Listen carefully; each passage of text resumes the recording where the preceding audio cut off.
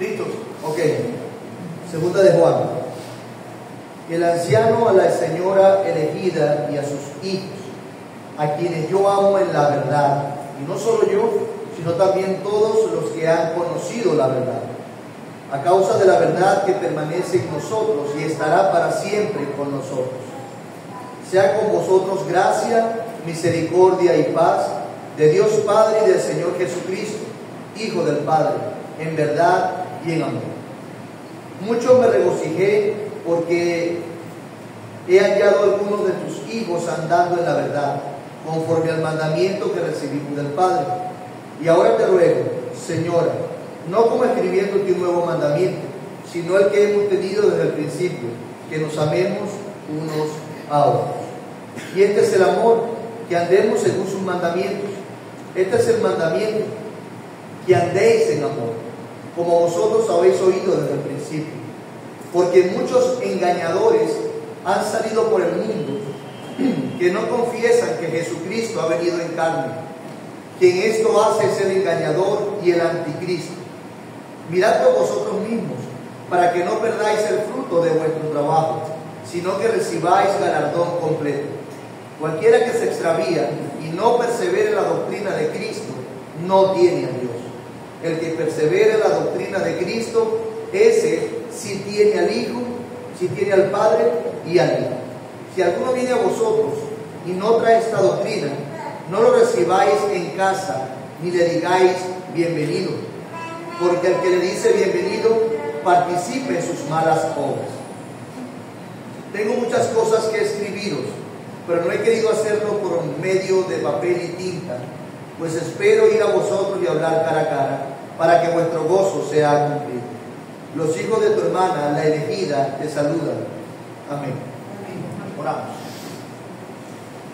Padre bueno, queremos darte gracias, alabar tu nombre y bendecirte. Hay tantas razones por las cuales necesitamos agradecerte y traer a nuestra memoria. Pero hoy, Señor, en nuestra limitación, en nuestra corta memoria, queremos alabarte porque podemos reunirnos una vez más a escuchar tu palabra. Gracias, Señor. Gracias porque podemos también estar aquí, no de manera individual, sino corporativa. Gracias por tu pueblo. Gracias por permitirnos disfrutar de tu palabra en presencia de otros, teniendo un mismo sentido, viniendo por una misma causa. Gracias, Señor. No se trata de nosotros, de lo que somos, de lo que tenemos, de lo que aspiramos o de lo que ha pasado por nuestra vida. Se trata de tu Hijo Jesús, de lo que Él puede hacer para transformar vidas y para guiar vidas hacia la eternidad. De Él se trata. Por eso a ti sea la gloria en Cristo Jesús por siempre. Y rogamos tu acompañamiento una vez más por tu Espíritu Santo. Ayúdanos, Espíritu de Dios, a entender tu palabra, a digerirla y no solamente a tener un bagaje intelectual, sino que esto transforme nuestras almas verdaderamente. Te lo rogamos en Cristo Jesús. Amén. Amén. Bueno, amados, vamos a continuar con nuestro tiempo de escuela dominical.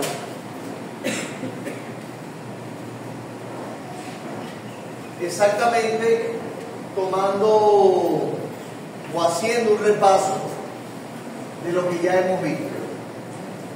Vamos a ver, ¿quién te ayuda? ¿Qué hemos visto hasta ahora en nuestro tiempo de escuela dominical? ¿Qué recuerdan? ¿En qué? Bueno, hablamos en la clase pasada de lo que es la reconciliación. La reconciliación, muy bien. ¿Qué más? Cómo se realiza o se lleva a cabo esa reconciliación con Dios. ¿Okay? ¿Qué debe hacer la persona, pues, para poder reconciliarse con Dios a través del arrepentimiento y y reconocer, ponerse a cuenta, como tú dices, con Dios, a través del arrepentimiento y de tener conciencia de nuestras maldades, de nuestros pecados y de la gravedad que hay en ofender a Dios. Muy bien. Gracias. ¿Alguien más? ¿Nada? Vamos a hablar de la ortodoxia. Muy bien. Empezamos a hablar de la ortodoxia. Vamos a hablar de que la palabra de Dios es la fuente principal. Y el origen, o sea, que a pesar de que tiene y eso usamos una Confesión. la fuente original siempre va a ser la palabra de Dios. Muy bien. Gracias, Fran. ¿Alguien más? Ajá. En ese punto hablamos de lo que es común para nosotros, que creemos, que es la confesión de fe de Muy bien. Nuestro punto de unión, ¿verdad? punto de vista. Perfecto.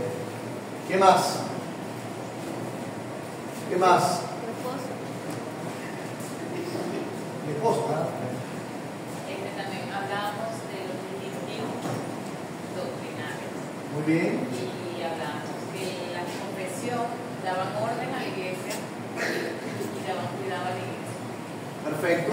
Declarar las verdades nos permite tener orden y nos permite cuidar lo que somos. ¿Qué más? Ajá. Elena.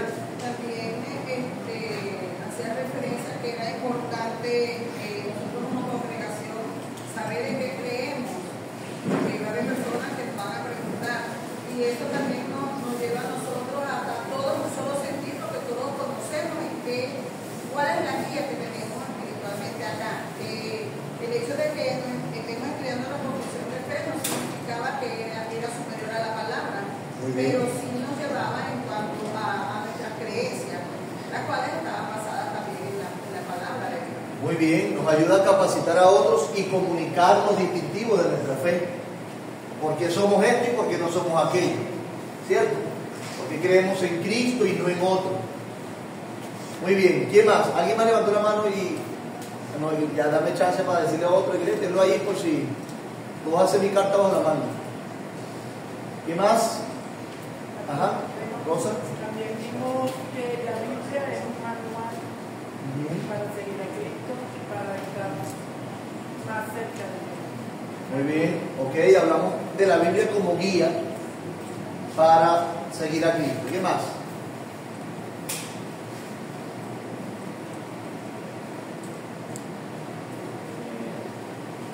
La confesión de fe es una declaración sistemática de la doctrina comprendida en la Escritura y que ella sirve como medio distintivo para poder unificar los criterios de nuestra iglesia local para promover la unidad. Muy bien. Yo siempre digo a los que estudian conmigo o tengo la oportunidad de darle alguna clase que es importante siempre ver el bosque completo.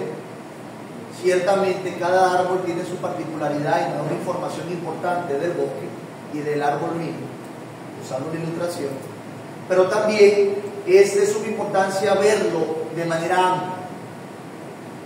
Otro término que uso es hacer historia, que nos demos cuenta de todo lo que hemos visto y llevar un orden lógico nos va a permitir asentar esas cosas en la cabeza. Por eso es que hablando de nuestra clase de discipulado inicial, o como le podemos llamar de membresía, decíamos que son clases que nos informan, nos discipulan, nos permiten conocer más a Dios en su palabra y nos llevan por diferentes temas que nos hablan de Dios desde diferentes aristas, pero estamos hablando del mismo Dios. Y en particular, en primer lugar vimos acerca de la conversión, ¿lo recuerdan? Lo que no es la conversión no es solamente un cambio moral, no es solamente un acto intelectual, no es solamente una decisión o un acto externo, decíamos que la conversión o la salvación es un acto sobrenatural de Dios, donde la persona siente una gran necesidad de Cristo, quiere reconciliarse con Él. ¿Sí lo recuerdan? Siente un profundo arrepentimiento y efectivamente, luego que el Señor nos convierte, si lo podemos decir así, nos salva, nuestra vida cambia. No cambia para salvación, cambia porque ya fue salvo.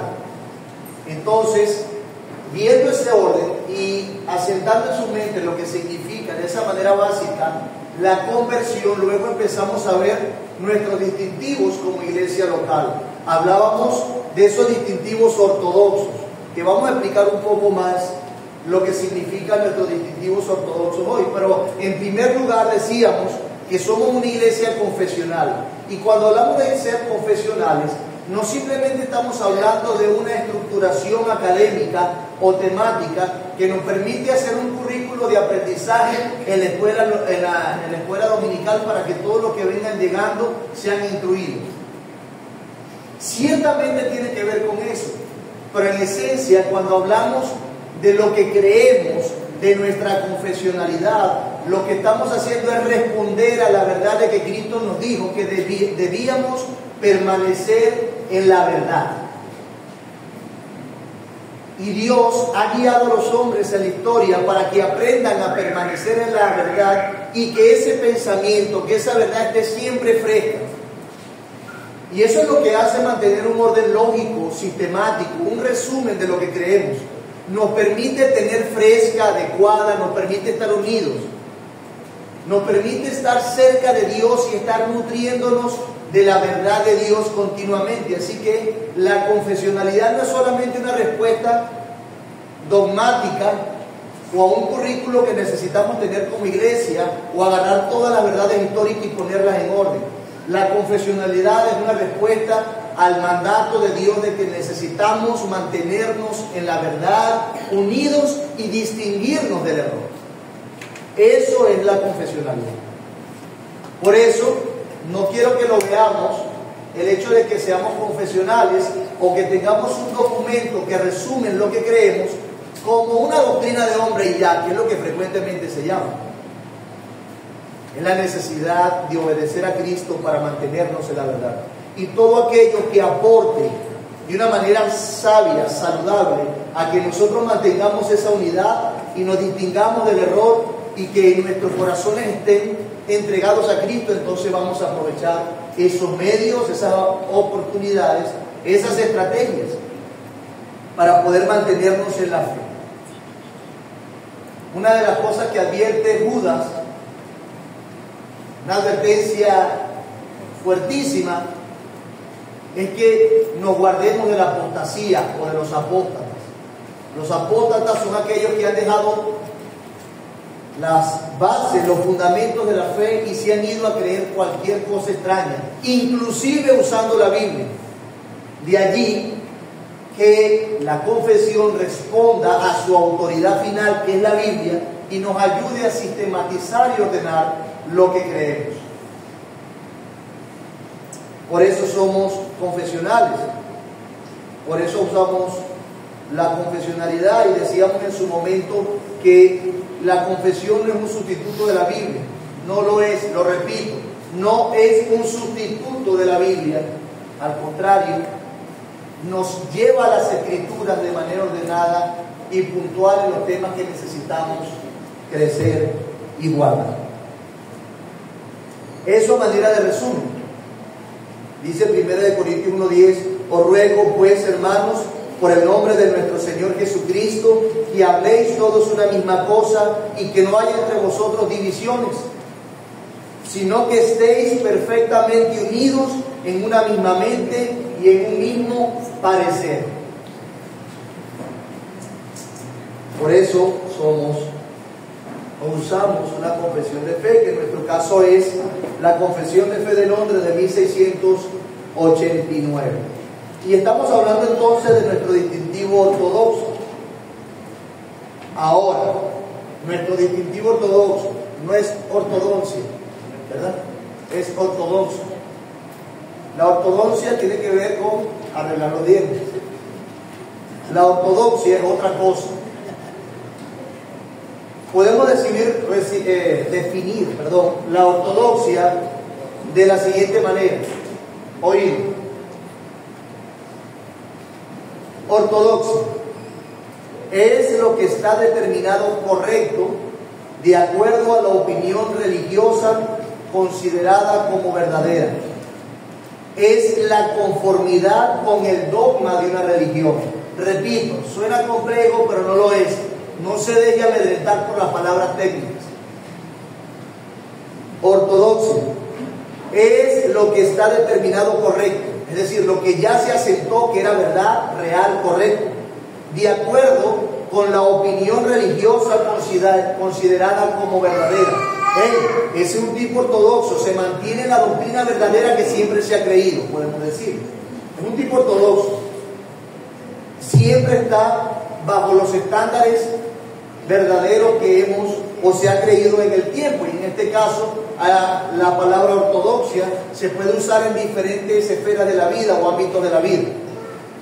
Pero en este caso estamos hablando de la religión. ¿Ok? Por eso es lo que está de acuerdo a la opinión religiosa considerada como verdadero. Eso es verdadero y eso sigo, soy ortodoxo. ¿Ok? Está profundamente relacionado con la verdad. En otras palabras, es la conformidad con el dogma de la religión.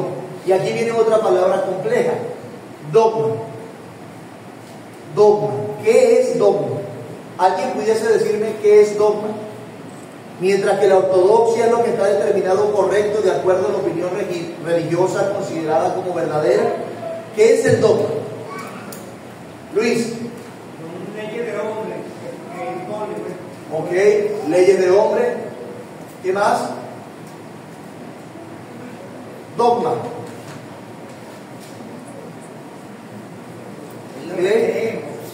Lo que creemos.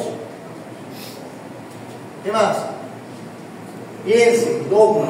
¿Dónde lo he escuchado? ¿Qué significa? ¿De dónde viene? ¿Qué comunica? Dogma. D-O-G-M-A, dogma. Ajá, muy bien, muy completa. Es algo que se nombra como un principio cierto e innegable. Es algo que ya alcanzó el punto de dogma. Es decir, que ya es ciertísimo. De allí que la ortodoxia, cuando hablamos de su definición, decimos que es la conformidad con el dogma de la religión, con lo que se ha sistematizado y se ha creído que es verdadero. ¿Sí? Alguien lo dice de esta manera: es una verdad innegable. El término se usa para hablar de una verdad innegable, de allí que Luis Arcia lo relacionara con leyes de hombres, porque hay leyes que los hombres sistematizan que son innegables, pero las sistematizan, no necesariamente proviene de él. Pero un dogma cierto entre nosotros es que aquí comienza la escuela dominical. ¿A qué hora? A las 9:30, ¿verdad? Todos tenemos claro ese dogma. Necesitamos seguirlo dividiendo, ¿verdad? Pero otro dogma de la religión cristiana, por ejemplo, de la fe cristiana como tal, es la doctrina de la Trinidad. ¿Qué es la doctrina de la Trinidad? Hay un único y solo Dios verdadero. ¿Cierto? En tres personas. Se reveló en tres personas.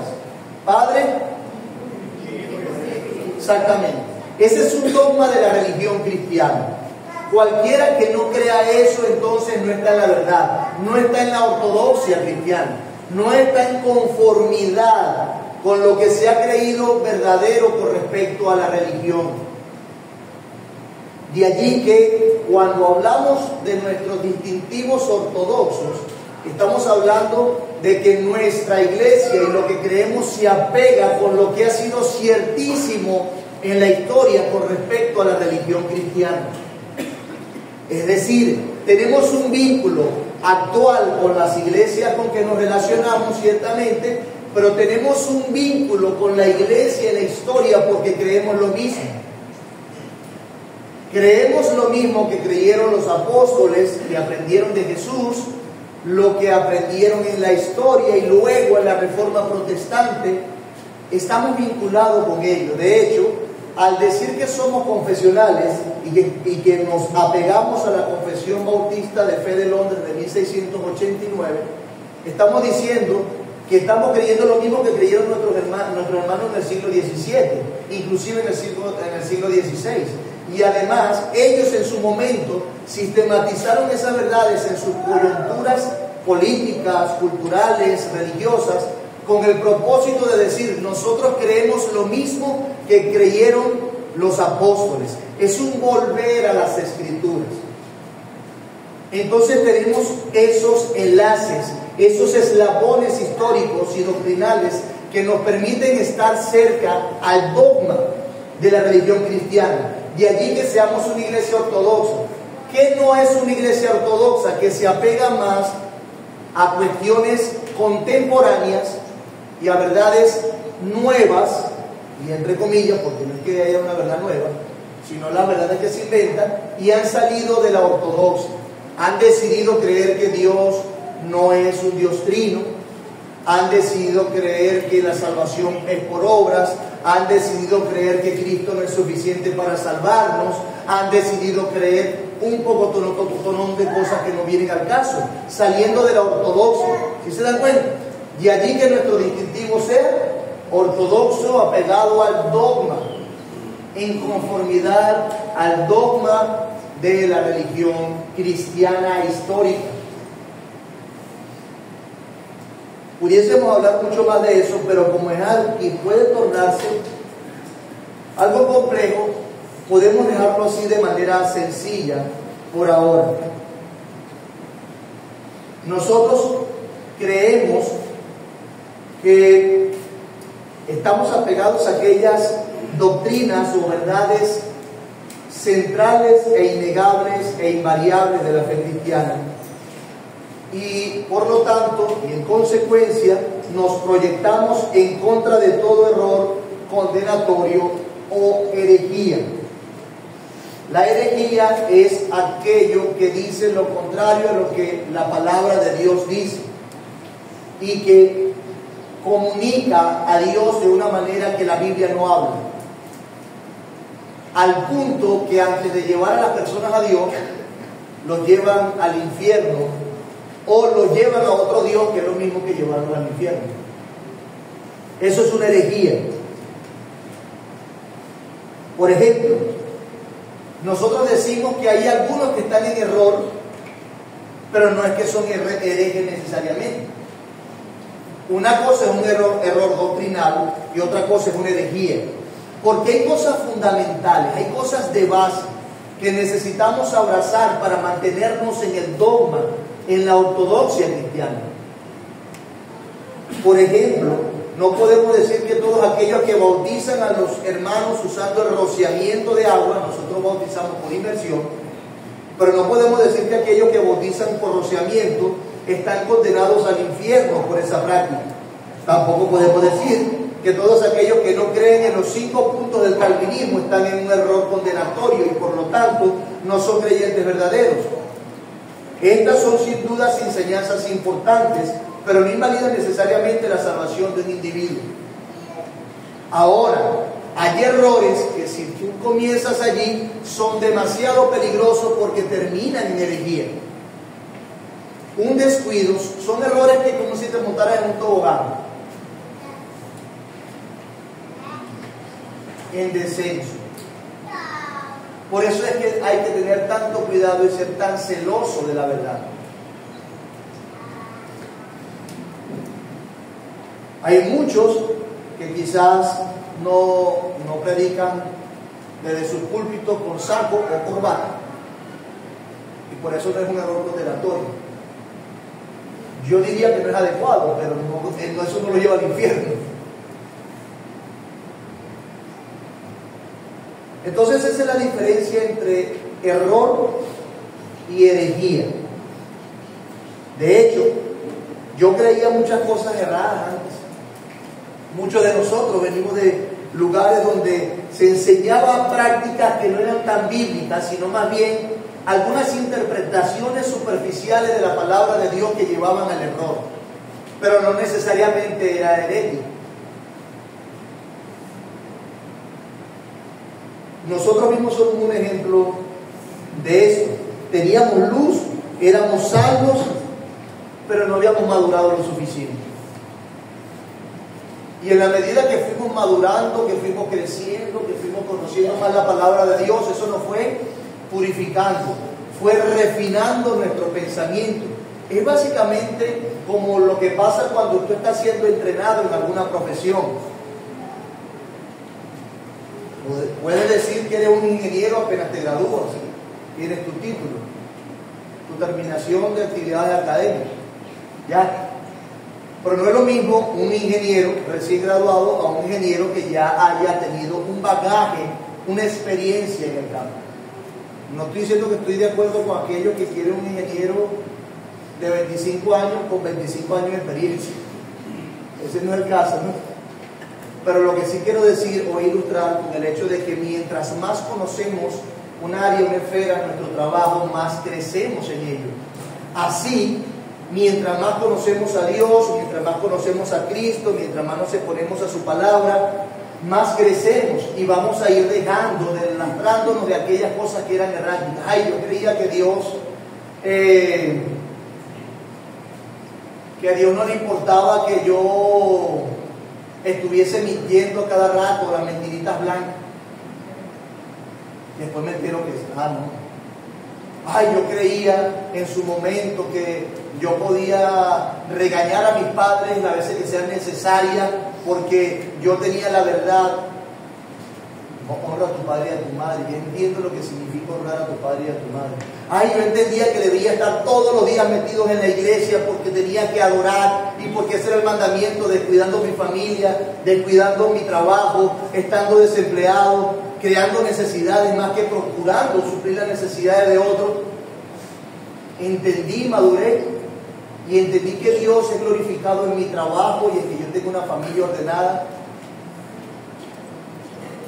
Y ahora dejé de venir a la iglesia todos los días. Vean que suena algo como raro, pero no, Dios no espera que nosotros tengamos 8 horas diarias en el local de la iglesia, a menos que trabajes aquí, sino que espera que tú tengas una familia ordenada, que tú glorifiques a Dios en tu trabajo, que lo hagas bien, que muchos se interesen en tu trabajo y cuando te pregunten por qué lo haces así o indaguen, digan o entiendan que lo haces para la gloria de Dios. Y eso te destaca y te diferencia del resto. Entonces, si hay oportunidad para crecer, lo malo es quedarnos de manera necia e impenitente en el error por nuestra negligencia. De allí que hagamos énfasis en el crecimiento del conocimiento de Dios, porque a la medida que conozcamos más a Dios, más gloria le daremos, mejor le adoraremos y nuestra vida será más santa. Conoceréis la verdad y la verdad los hará libres. Señor, santifícalos en tu verdad. Tu palabra es verdad. Necesitamos exponernos a la palabra de Dios. Así que hay errores de los cuales debemos salir y que iglesias completas tienen que salir de esos errores y errores que nosotros inclusive cometemos y necesitamos madurar, pero que no nos condenan necesariamente.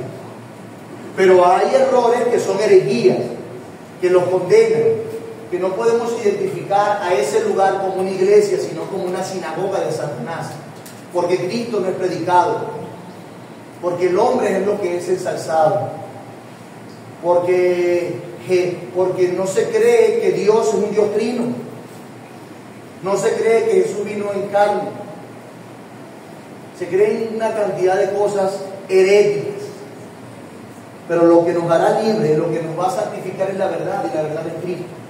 Por eso es que es tan importante mantenernos en la verdad.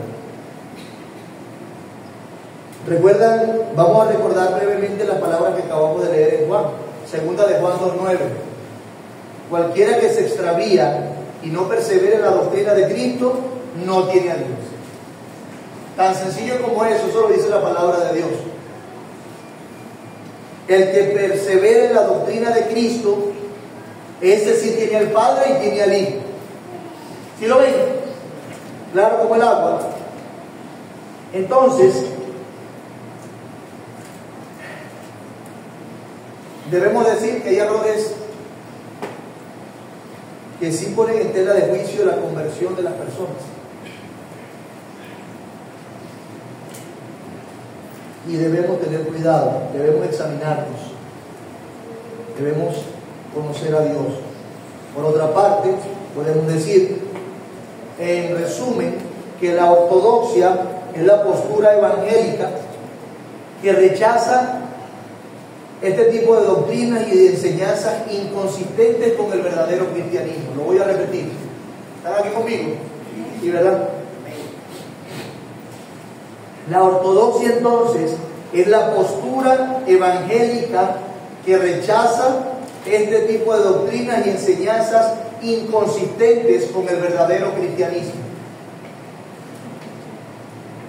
La ortodoxia es la postura evangélica que rechaza ese tipo de doctrinas y enseñanzas inconsistentes con el verdadero cristianismo. ¿Y dónde está el verdadero cristianismo? En la palabra de Dios, ¿verdad? Y como sé y sabemos que hay muchos que han tergiversado este asunto, entonces Dios nos dio la gracia y el privilegio de tener credos, de tener confesiones de fe, de tener declaraciones de fe para el bien y preservación de su palabra.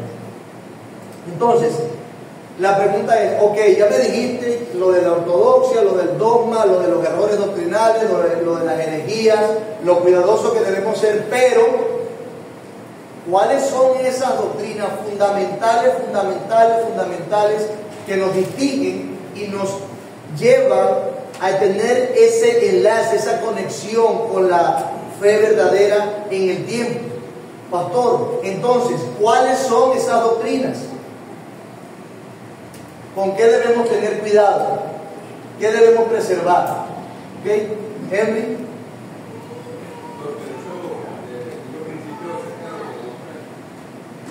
Que ella abarca un ámbito, aparte de la religión, los demás ámbitos de la vida. ¿Cierto? Yo creo que algo que nos ayuda a distinguir lo que es ortodoxo y lo que quizás no sea ortodoxo, aun cuando pueda parecer, por ejemplo, cuando lo aplicamos al magisterio civil, hay estados que han aprobado leyes que no son fundamentadas en la rectitud. Y cuando eso se hace, aun cuando eso pueda estar dentro de una ley aprobada, dentro de una constitución, no es ortodoxo. No lo es. Solo aquello que es basado en la rectitud, en lo que es fundamental, viene siendo ortodoxo dentro de cualquier ámbito de la vida. Amén, así es. Ya aclarar eso porque puede ser que alguna congregación pueda tener algo aprobado dentro de su propia constitución y pueda parecer muy bueno, por ejemplo el caso del romanismo y la separación de uno. Y la iglesia romanista aprobó muchos dogmas que podían sonar muy bien, como dice el hermano, por ahí suena muy bonito, pero no son verdad. Y cuando aún se tienen fundamentos, preceptos que no están, fundamentos de los preceptos o dogmas que no están fundamentados en la verdad absoluta, por más que tenga una apariencia de piedad, por más que esté dentro de un magisterio civil o una estructura episcopal religiosa, no es ortodoxo. Muy bien. No es algo. Así es. En resumen, y muy acertado el comentario de Henry, nosotros tenemos como legales, o bueno, todo lo que los estados o gobiernos legislan, pero no todo lo que se legisla es bueno. ¿Sí? Puede tener una connotación legal en nuestro país, pero no quiere decir que sea ortodoxo, que sea verdadero, que sea real. Todo lo que nos dice el magisterio civil o el gobierno no es que sea perfecto. Por un lado, y eso es sumamente importante, por ejemplo, pueden aprobar el matrimonio homosexual, pueden aprobar cualquiera de estas situaciones de la ideología de género, pueden aprobar cuestiones que tienen que ver con justicia social, pero eso no es ortodoxo de plano. De allí que debamos tener cuidado. Ahora bien, por otra parte, tenemos los dogmas religiosos. Los dogmas religiosos ustedes se van a dar cuenta, y de allí que yo decía, podemos hablar mucho más de esto, pero es bueno que nos quedemos hasta aquí por ahora. Sin embargo, podemos usar como ejemplo lo que dijo Henry. El romanismo católico siempre ha estado promoviendo algunas doctrinas que no son ortodoxas según lo que enseñaron los apóstoles. Y eso no quiere decir que sea correcto. De hecho, desde el concilio de Éfeso se empezaron a decir o a declarar algunos dogmas o doctrinas que no son conforme a la palabra de Dios.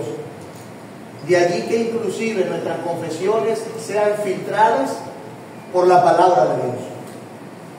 Entonces hay que tener cuidado con eso y remitirnos a nuestra autoridad final. ¿Cuál es nuestra autoridad final? La palabra de Dios. ¿Ok? Ángelo. Estaba preguntando, o le hizo la pregunta a la iglesia, cuáles serían esos dogmas esenciales que debemos obtener para poder saber que tenemos una sana fe. Uno de los ejemplos históricos más hermosos que tenemos, que une esos universales, es el credo apostólico. Yo lo tengo aquí. Ok, ya vamos a en su momento, bueno, al final de esto lo íbamos a leer. Pero el credo apostólico declara o habla acerca de Dios y de la Trinidad como tal, y es algo que fundamenta nuestra fe. Pero comencemos desde el principio, hablando de esa doctrina, ¿verdad? Y como bien lo hace la confesión de fe y muchas de las confesiones históricas, quien nos informa de Dios es un libro. ¿Qué libro nos informa acerca de lo que Dios quiso decir de sí mismo? La Biblia. Entonces, si este libro es el que nos informa de Dios, de lo que Dios es, nuestras doctrinas ortodoxas tienen que ver con él. Tienen que ver con lo que creemos acerca de las Sagradas Escrituras, o las Santas Escrituras, o la Biblia, o el canon bíblico, o la revelación especial de Dios, cualquiera de esos nombres. El punto es que muchos en la historia han tratado de distorsionar, de quitar, de poner, de amedrentar, de tergiversar lo que es la Biblia con el propósito de adecuarlo a su pensamiento y sus preferencias. ¿Por qué? Bueno, es que saben, los que son enemigos de la fe, saben que si van al fundamento, todo el edificio se cae. Si van a las bases, todo el edificio se cae. De allí que atenten tanto contra la palabra de Dios. Por eso es que dentro de nuestras doctrinas fundamentales y valiosas está la doctrina de las Escrituras. ¿Qué creemos nosotros de la palabra de Dios? ¿Qué creemos? ¿Qué nos dice la misma palabra de sí misma? Ella misma da testimonio de sí misma. Ella dice quién es, cómo es, qué creer, qué no creer. Hablemos de eso un poco en el tiempo que nos resta. Todos entienden que cuando hablamos de las Sagradas Escrituras o de las Escrituras con E mayúscula nos referimos a la Biblia. ¿Todos estamos claros? Y que podemos, aunque sea usado de manera indebida en otros lugares, podemos usar como sinónimos Santas Escrituras, Sagradas Escrituras, la Biblia, Escrituras nada más. ¿Estamos claros? Ok, perfecto. Entonces, los ortodoxos o el cristianismo ortodoxo, recuerden que estamos en nuestros distintivos ortodoxos, cree en cuanto a las Escrituras que tienen un carácter imprescindible. Anótelo. La ortodoxia cree en el carácter imprescindible de las Escrituras. La Biblia, la palabra de Dios revelada es imprescindible para el ser humano. ¿Qué es imprescindible? No puede faltar absolutamente. Necesaria. Que no podemos prescindir de ella, ¿verdad? Porque si prescindimos de ella, por eso es que es imprescindible. ¿Pero en qué sentido? Porque hay muchas personas que prescinden de la palabra de Dios. Bueno, hay muchas personas que no saben ni tan siquiera que la Biblia existe. Y claramente no han dejado de vivir por ello. Además, hay muchas áreas en las que el ser humano se ha desarrollado sin necesariamente usar información directa de las Escrituras. Debemos ser honestos. Entonces, ¿a qué nos referimos cuando decimos que las Escrituras son imprescindibles? La Biblia no es imprescindible para conocer física, biología, economía y otras cosas más, ¿verdad? No lo es. Insisto, ¿en qué sentido entonces es imprescindible? Bueno, así lo dice la Confesión de Fe en el párrafo 1. Dice así: la Santa Escritura es la única regla suficiente, segura e infalible de todo conocimiento, fe y obediencia salvadores. Conocimiento, fe y obediencia salvadores. El hombre puede conocer de química, de matemática y de astronomía sin tomar en cuenta la Biblia. Pero si alguien se preguntara, ¿cómo puedo ser salvo? ¿Dónde está esa respuesta? En la Biblia. Esa respuesta se encuentra únicamente en las Sagradas Escrituras. Del mismo modo, si esta persona pregunta, ¿y ahora que soy salvo? Ahora que he creído según lo que me dice la Biblia, ahora que he abrazado a Cristo como mi Salvador, ¿cómo debo yo vivir para que mi vida glorifique a Dios? ¿Dónde voy a encontrar esa respuesta? En los psicólogos, en el coaching, en la experiencia de los hombres. No, en las Sagradas Escrituras. Es allí donde se encuentra el camino para el crecimiento espiritual, si lo podemos decir así, ya que es una frase muy usada en el mundo. ¿Quieres crecer verdaderamente espiritualmente? Ve a las Escrituras. De lo contrario, estarás muerto espiritualmente. En las Sagradas Escrituras se encuentra el camino para la santificación, para vivir una vida que glorifique a Dios. Nadie, escúchese bien, nadie, absolutamente nadie, podrá ser salvo o encontrará la forma de agradar a Dios aparte de la información que provee la Biblia. No es en el Corán, no es en los libros apócrifos, no es en los consejos de Buda, de Mahoma, no es en el libro del Mormón. Es en las Sagradas Escrituras. Allí podrás encontrar la salvación. No es en los manuales políticos o sociales que han surgido en la historia. No lo es. Es en la Biblia. Nosotros estamos totalmente de acuerdo que Dios se revela también en la naturaleza, no solamente en su palabra. Y esa revelación de la naturaleza le llamamos revelación general. Dios de manera general se revela a todos los hombres en cualquier parte del mundo. Eso sí podemos decir, que cualquier persona que nace en el planeta Tierra, por recóndito que se encuentre, su ubicación, tiene la revelación general. ¿Qué dice el Salmo 119:1? Los cielos cuentan la gloria de Dios y el firmamento anuncia la obra de sus manos. ¿Qué cuenta la gloria de Dios? Los cielos. ¿Qué anuncia la obra de sus manos? El firmamento. Romanos 1:20. Porque las cosas invisibles de Él, su eterno poder y deidad, se hacen claramente visibles desde la creación del mundo, siendo entendidas por medio de las cosas hechas. Pregunta natural: ¿cómo se muestra lo invisible de Dios? ¿Cómo se muestra su eterno poder y deidad?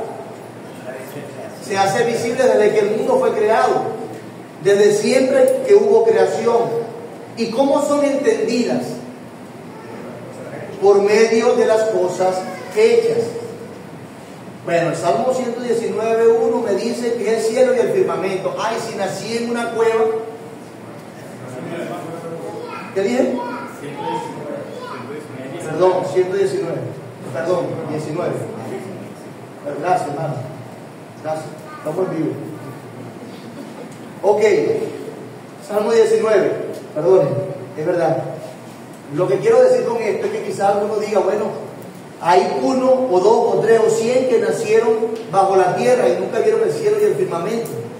Eso sí no conocen a Dios. No, porque cuando el salmista habla del firmamento y del cielo, intuye y entiende que todas las personas son expuestas a la verdad de Dios de los cielos, de que el cielo es, que existe. Pero si queda alguna sospecha, Pablo luego dice, por medio de las cosas hechas. La tierra fue hecha por Dios. Inclusive la tierra per se, la tierra, comunica que alguien la hizo. De manera que Dios se revela de esa manera. La creación habla acerca de Dios. De hecho, podemos decir que detrás de todo diseño inteligente, detrás de todo pensamiento ordenado, detrás de la información misma, hay un creador, hay un diseñador inteligente. Y eso es algo que efectivamente la creación revela al hombre. Si creemos en la revelación general, Dios se revela a todos los hombres y los deja sin excusa. Todos respiran el mismo oxígeno que nosotros respiramos. Y Dios se revela de esa manera. Sin embargo, y hay que ser claros en esto, aunque el ser humano puede llegar por medio de la creación a la conclusión de que existe un Dios, no puede saber simplemente mirando al cielo o mirando las montañas o mirando las olas del mar cómo relacionarse con ese Dios. ¿Cómo lo sabe? Sí, hay un Dios. ¿Y cómo llego a Él? Sí, hay un Dios. ¿Y ahora qué hago? ¿Cómo me relaciono con Él?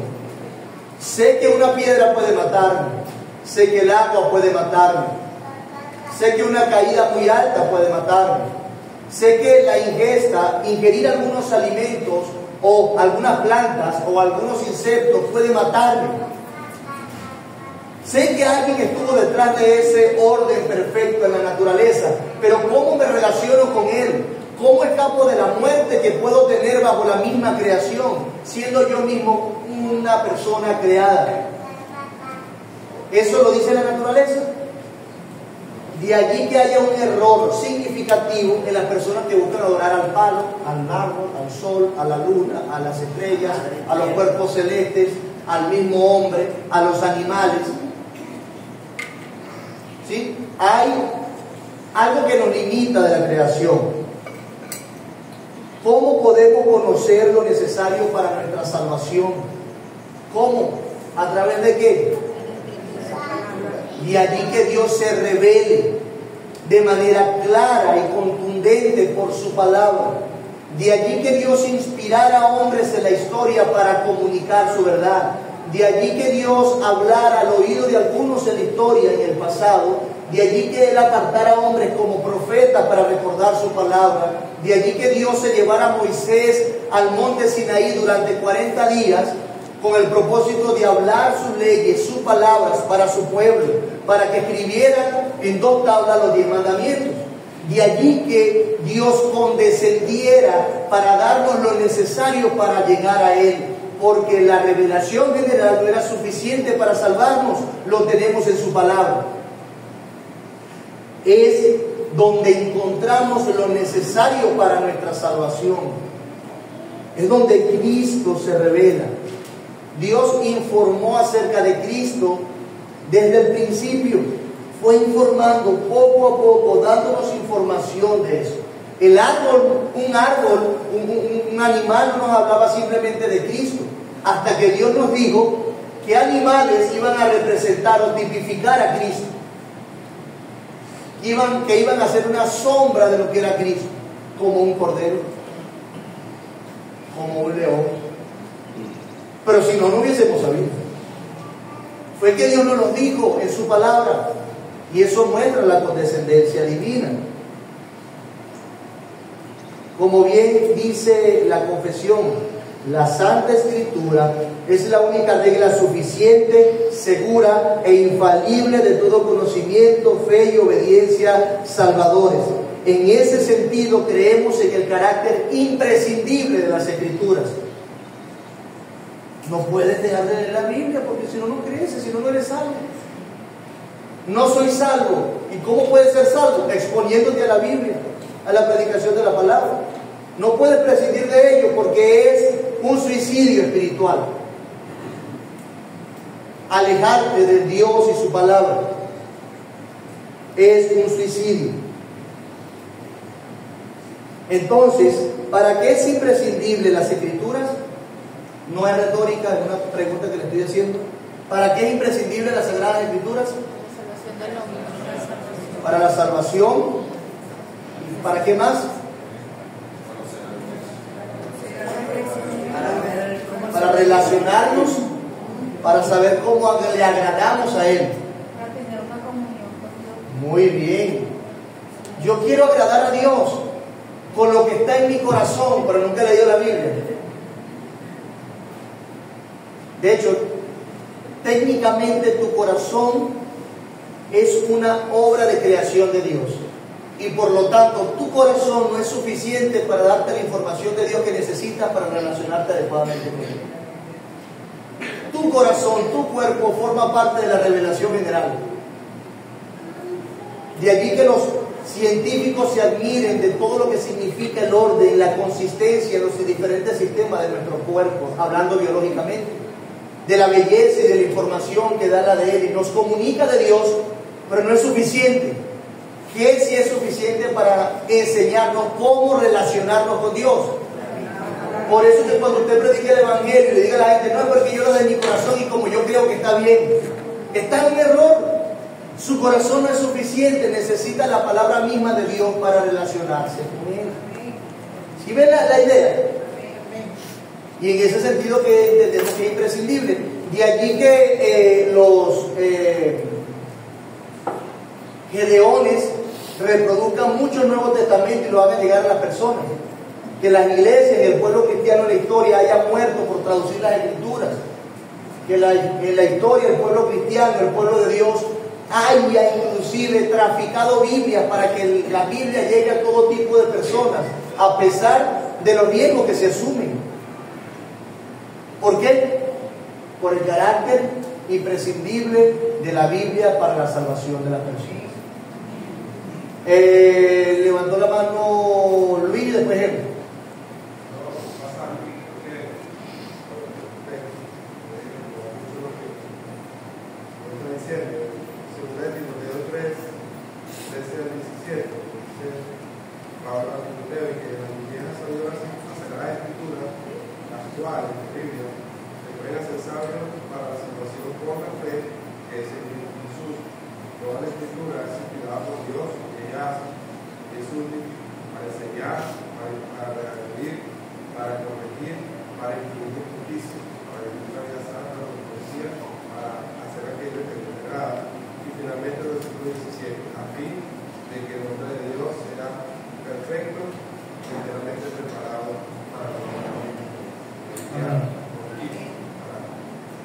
Más claro no canta un gallo, ¿verdad? Henry.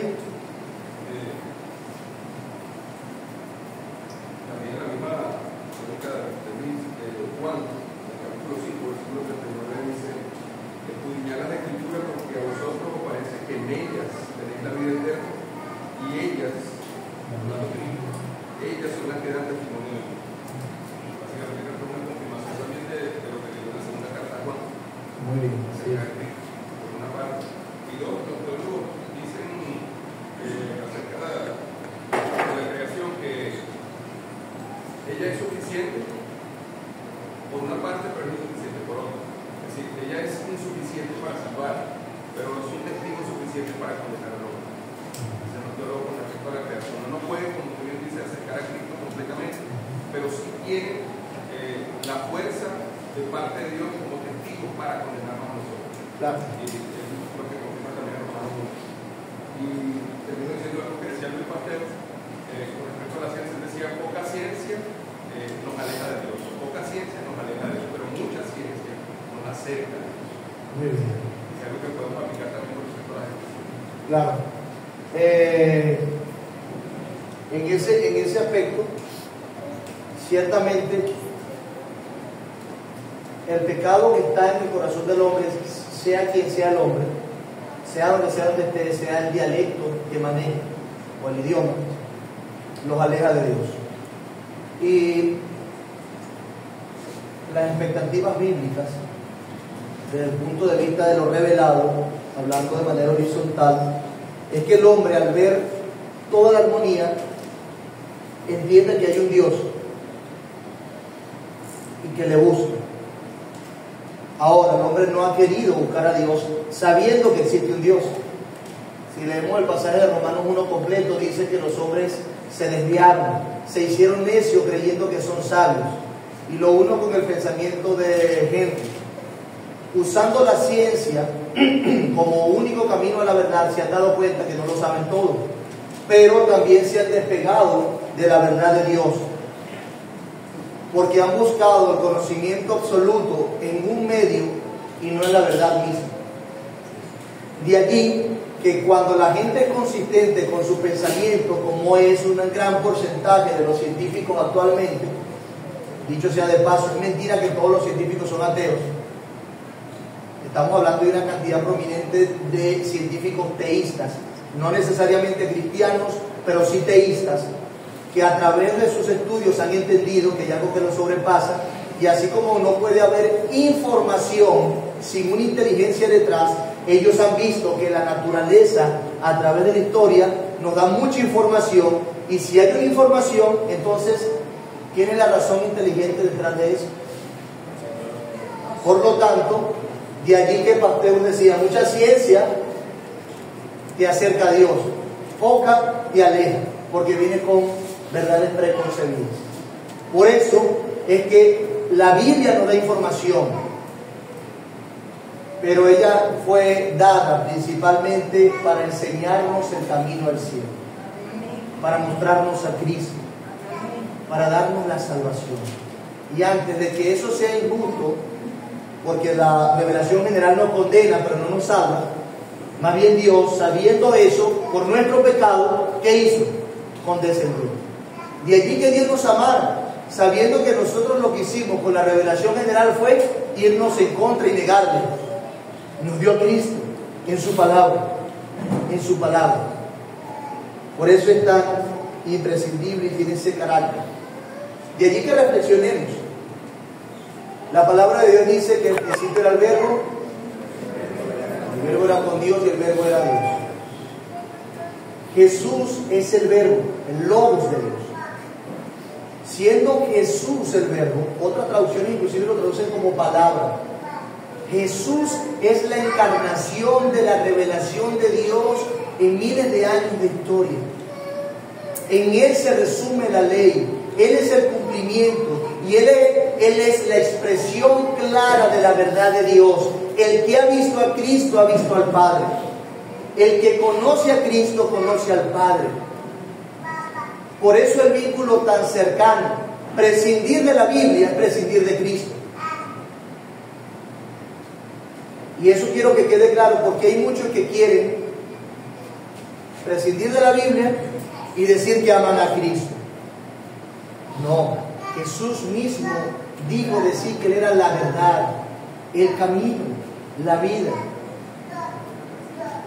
Por lo tanto, no nos dejemos engatusar por pensamientos que parecen bonitos y muy piadosos, pero que carecen de fundamento y que efectivamente son más mentiras de Satanás que la verdad de Dios.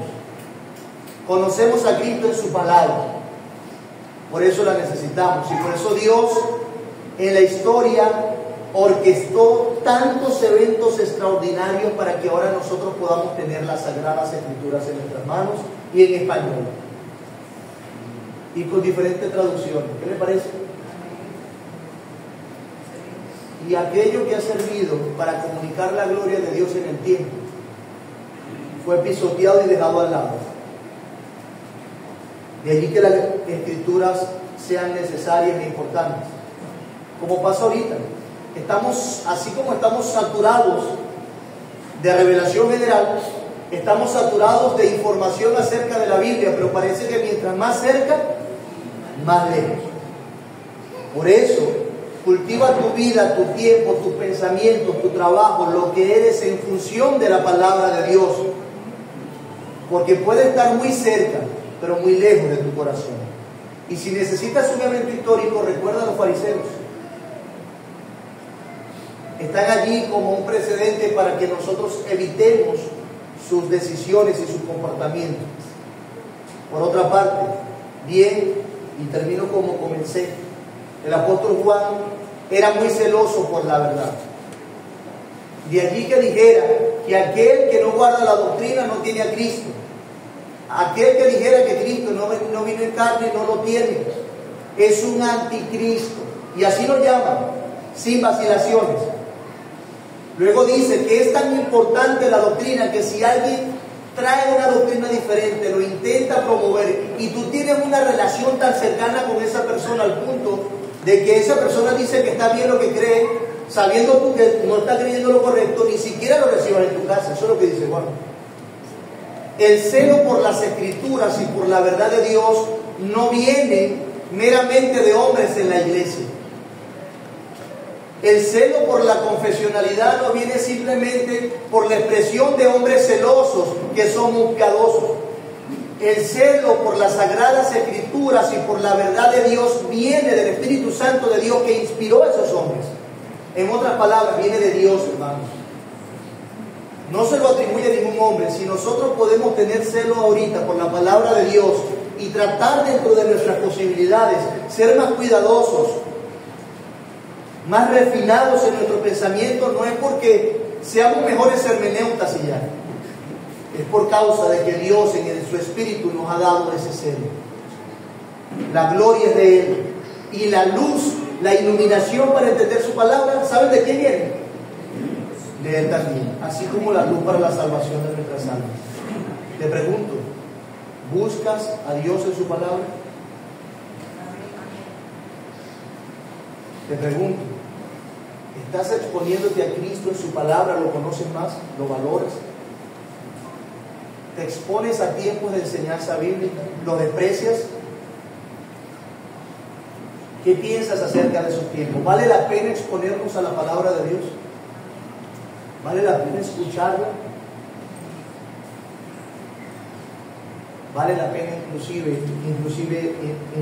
aplicarla, hermanos?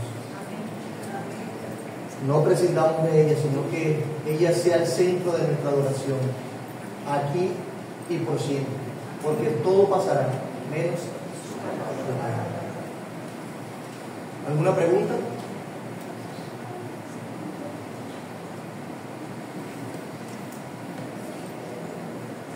¿Alguna duda? ¿Algún comentario? Bien, oremos entonces. Padre, gracias por tu palabra. Gracias por enseñarnos. Gracias porque nos ha enseñado a ver cómo se complementan, cómo armonizan esas palabras técnicas con tu palabra. Esto de ortodoxos, esto de dogmas.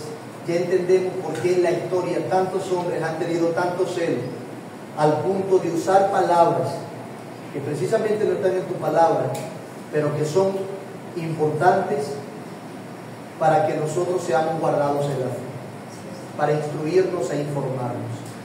Gracias porque en última el lenguaje es tuyo, la comunicación es tuya, la capacidad de hablar, de escribir, de establecer comunicaciones entre nosotros viene de ti. Por eso, permítenos a ser sensatos, honestos, pero también a tener discernimiento para usar las palabras correctas, de ser necesario, para que las verdades bíblicas, las verdades acerca de ti se asienten en nuestros corazones, porque de ellas viene la vida eterna. Gracias, Señor. Gracias porque nos has dado el camino a la salvación por tu palabra, en tu palabra. Gracias porque no nos dejaste sin información. Gracias. En el nombre de Jesús oramos. Síguenos ayudando en el resto del día. Amén. Bueno, hermanos, quiero recordarles una vez más que tenemos 15 minutos. Por favor, aprovechenlo para ir al baño, aprovechenlo para tomar agua, para tomar café, para ordenarse. Y recuerden que va a estar aquí una cuenta regresiva. Cuando escuche la música, por favor, preste atención. Pendiente con eso, nos vemos en breve.